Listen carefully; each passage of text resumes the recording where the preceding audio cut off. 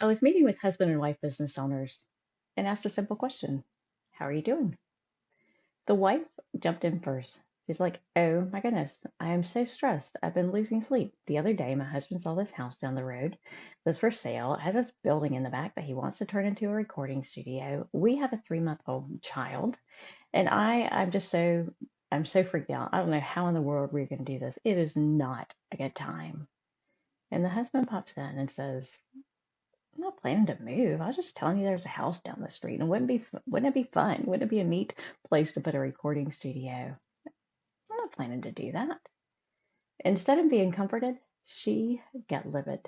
She was so hurt and so angry.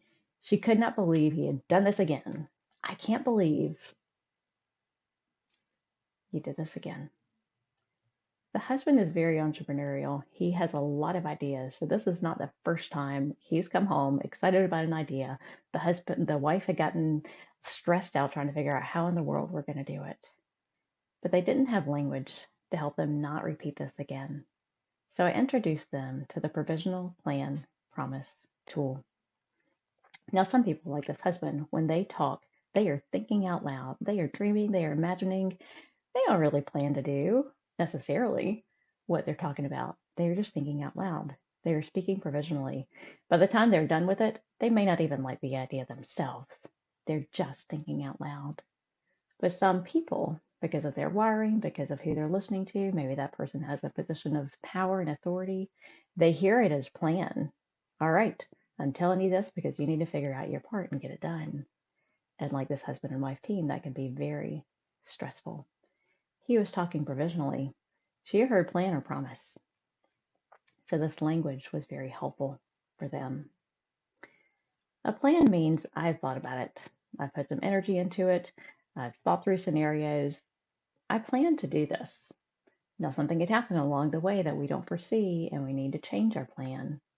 But this is thought through, and this is the plan.